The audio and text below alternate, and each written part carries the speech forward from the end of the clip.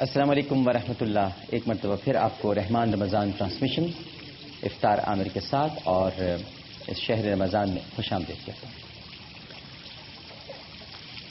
دوسروں کا دکھ درد بانٹنا. ہم نے بچپن میں جب ہمارے اسکول کی اسمبلی ہوتی تھی تو ہم ایک دعا پڑھا کرتے تھے. آج کل بھی اسکول کی اسمبلی میں پڑھائی جاتی ہے. لب پہ آتی ہے دعا بن کے تمنا میں، زندگی شمع کی صورت ہو خدایا. پڑھتے تھے اسکول میں اور سوچتے تھے کہ علامہ اقبال نے یہ دعا جو اللہ تعالیٰ کی بارگاہ میں کی ہے، نہ جانے کس عالم میں کی ہوگی، کیا سوچا ہوگا انہوں نے. بہت بڑے شاعر مشرق، مفکر پاکستان.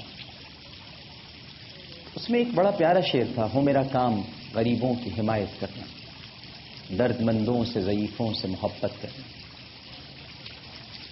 جب میں یہ شعر پڑھتا تھا ناظرین کرام بچپن میں بھی، تب بھی میں کبھی بھی اس شعر سے متاثر نہیں ہوا، بلکہ میں کہتا تھا یہ تھاٹ علامہ اقبال کا نہیں ہے، ہو نہیں سکتا. ہو میرا کام غریبوں کی حمایت کرنا، درد مندوں سے ضعیفوں سے محبت کرنا. یہ تھاٹ اقبال کا نہیں ہے، کیونکہ اس سے پہلے ایک واقعہ ایسا پڑھا تھا ناظرین کرام جو بچپن ہی سے ذہن پہ نقش ہو گیا.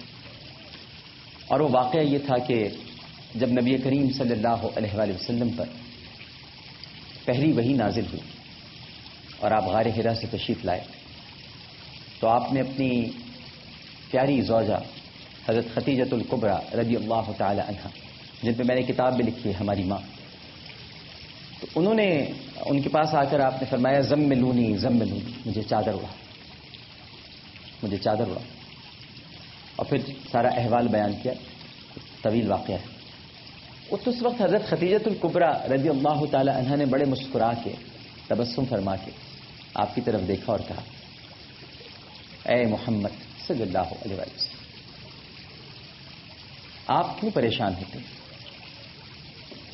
آپ کو اللہ کبھی کسی تکلیف میں مبتلا نہیں کرے گا، کیونکہ آپ غریبوں کی مدد کرتے ہیں، یتیموں کا خیال رکھتے ہیں، مسکینوں کی حمایت کرتے ہیں، بیواؤں کے سر پہ ہاتھ رکھتے ہیں.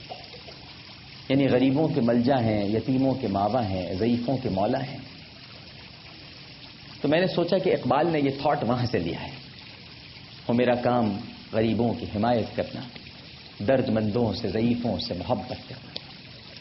تو یہ تھاٹ اقبال کا نہیں تھا. بنیادی طور پر یہ تھاٹ ام المومنین سیدہ خدیجۃ الکبریٰ رضی اللہ تعالی عنہا کا تھا، اس وقت کہ جب وہ سرکار دو عالم صلی اللہ علیہ وآلہ وسلم کی ابھی صرف اہلیہ ہیں، ابھی تو بننے والی ہیں، خاتون اول بن چکی ہیں. ہمارا ایمان تو یہ ہے کہ نبی پیدائشی نبی ہوتا ہے اور اس کے لیے جو چنے ہوئے لوگ ہوتے ہیں ارد گرد، وہ بھی خدا کی طرف سے چنے ہوئے، چاہے وہ سیدنا ابو بکر صدیق ہو، چاہے وہ خدیجۃ الکبریٰ ہو رضی اللہ تعالی عنہ رضی اللہ تعالی عنہ، اور یا وہ حضرت علی کرم اللہ وجہہ. یہ شروع کے چنے ہوئے لوگ، تو یہ اللہ کی طرف سے چنے ہوئے ہوتے ہیں، کیونکہ جو بندہ ہے وہی خدا کا چنا ہوا ہے. اسی لیے یہ مدد کرنا، لوگوں کے کام آنا، یہ کوئی احسان نہیں ہوتا ہے کسی کا. آج میں آپ سے جتنی باتیں کر رہا ہوں نیکی کے مہمانوں کی طرف جانے سے پہلے یہ بتانا چاہتا ہوں کہ کوئی یہ نہ سمجھ لے کہ ہم کوئی فرشتے ہیں. ہم میں سے کوئی فرشتہ نہیں، ہم سب گناہگار ہیں. اللہ کی نوکری کرتے ہیں ہم سب. بس کوئی ملازم اچھی طرح سے اپنا فرض ادا کرتا ہے، کوئی ملازم ذرا تساہل پرستی سے کام لیتا ہے. ہم سب خدا کے ملازم ہیں، اس کے نوکر ہیں. ہمارا آقا ہمارا پروردگار ہے اور اس نے ہماری یہ ڈیوٹیاں لگا رکھی. تو اگر ہم کسی کی مدد کر دیتے ہیں اس پلیٹ فارم سے، تو اس کا مطلب نہیں ہے کہ ہم کسی پر کوئی احسان کرتے ہیں. اور میں خاص طور پہ یہ بات اپنے نیکی کے مہمانوں کو سامنے میرے بیٹھے ہیں کہ اپنے دل پہ یہ کبھی نہ لائیں.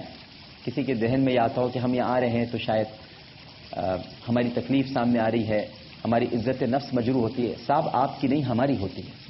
ہمیں دکھ ہوتا ہے کہ آپ ہمارے ملک میں ہیں، ہمارے ارد گرد ہیں اور ہم آپ کا خیال نہیں رکھ پا رہے.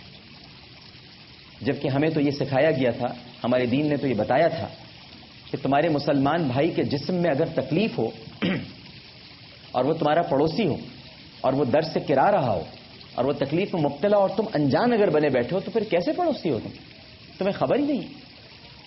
تو ہم سب ایک دوسرے کے پڑوسی ہیں. یہ آڈینس جس طرح سے بیٹھتے ہیں یہ ایک پڑوس بنا ہوا ہے، ایک کے بعد ایک، ایک کے بعد ایک، ایک کے بعد ایک۔ وہ درد کا احساس، وہ تکلیف کا احساس وہ ہم سب کو ہونا چاہیے۔ اور پھر امت مسلمہ کی مثال تو ایسی ہے کہ اگر امت کے کسی ایک وجود میں درد ہو تو پورے جسم میں تکلیف کی لہر اٹھ جائے۔ تو ہم سب کو اس درد کا احساس ہونا چاہیے۔ یہ دراصل ہماری عزت نفس ہے۔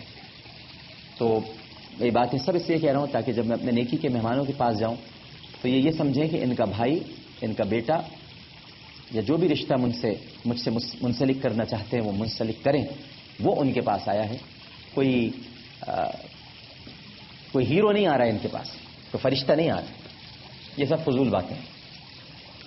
ہم سب ایک دوسرے کے کام آنا چاہیے ہم کو، یہ ہم کو دین نے سکھایا ہے، اور یہ ہم دین کی ڈیوٹی ادا کر رہے ہیں۔ کوئی بڑا کام نہیں کر رہے۔ جیسے ہمارے یہاں کہا جاتا ہے فلاں آدمی بڑا نمازی ہے، کوئی بات نہیں، نمازی نماز تو پڑھنی چاہیے، لیکن ہمارے یہاں یہ خوبی بتائی جاتی ہے صاحب وہ تو نمازی ہیں، تو کیا کون سا بڑا کام کر لیا نمازی؟ اسلام میں داخل ہوئے تو نماز تو پڑھنی، نماز تو معاف نہیں، کسی حالت میں معاف نہیں۔ وہ روزے دار ہیں، کوئی بڑی بات نہیں، روزے دار، روزے تو رکھ لیں۔ یہ تو سب آپ کو اسلام کا اپوائنٹمنٹ لیٹر جب ملا تھا تو اس میں یہ ساری چیزیں آپ کی لکھی ہوئی تھی کہ آپ کو یہ کرنا ہے۔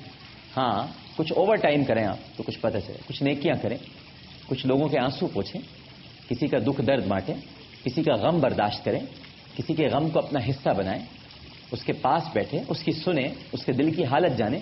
یہ اوور ٹائم ہے، اور بونس ہمیشہ اوور ٹائم پہ ملتا ہے، ڈیوٹی ٹائمنگز پہ بونس نہیں ملتا ہے، اس پہ صرف تنخواہ ملتی ہے۔ تو تنخواہ مل جائے گی ہم سب کو، لیکن اگر اوور ٹائم کرنا ہے تو پھر نیکیاں کریں تاکہ بونس ملے، اور بونس بڑا زبردست ہے جو جنت میں بہتے ہوئے نہریں ہیں اور باغات ہیں۔ تو آئیے ہم چلتے ہیں اپنے مہمانوں کی طرف۔ ناظرین کرام، ہمارے جو پہلے مہمان ہیں ان کا نام امیر خان ہے۔ امیر خان صاحب نام سے تو امیر ہیں، مسکرا رہے ہیں آپ ماشاءاللہ، مگر ان کے گھر میں جو ہے وہ بہت در و دیوار سے غریبی ٹپکتی ہے۔ یہاں بیٹھ جاؤ آپ کے پاس میں۔ اچھا جی، تو آپ بیٹھے، آپ بیٹھے، میں تو یہیں بیٹھتا ہوں، اللہ مجھے یہیں بٹھائے رکھے۔ تو ان کی جو در و دیوار سے ہے وہ غریبی ٹپکتی ہے، بے سہارا ضعیف انسان ہیں آپ، جو میں آپ سے بات کرتا ہوں آپ کے پہلے سب بتا دوں۔ اور یہ ناظرین کرام تنہا زندگی گزارنے پر مجبور ہیں، تمام رشتہ دار آپ کے انڈیا میں، اور اہلیہ اور بیٹی آپ کی زندگی کی امیدیں تھیں جو اللہ کو پیاری ہو چکی، نہ باپ کی اہلیہ ہے نہ بیٹی، نہ کوئی لڑکا ہے۔ یہ آپ قریب کر دیجیے گا مائک، ان کے ہاتھ میں رکھیے گا۔ نہ کوئی لڑکا ہے، ٹھیک۔ زندگی بھر محنت مزدوری کر کے پیٹ پالا، اور اب ضعیفی کی وجہ سے کام ہمت ختم ہو گئی، کبھی کسی کے آگے ہاتھ نہیں پھیلایا، ہاتھ نہیں پھیلایا، شرم آتی ہے مانگتے ہیں۔ ایک کال کوٹری میں ناظرین کرام یہ بڑی قسمہ پرسی کی زندگی گزاری۔ آپ دیکھیں گے جانور بھی نہیں رہے گا جیسا میں رہ رہا ہوں، اگر آپ دیکھیں گے خود کہیں گے کہ جانور بھی نہیں رہ سکتا جیسے میں اپنا گزارا کر رہا ہوں۔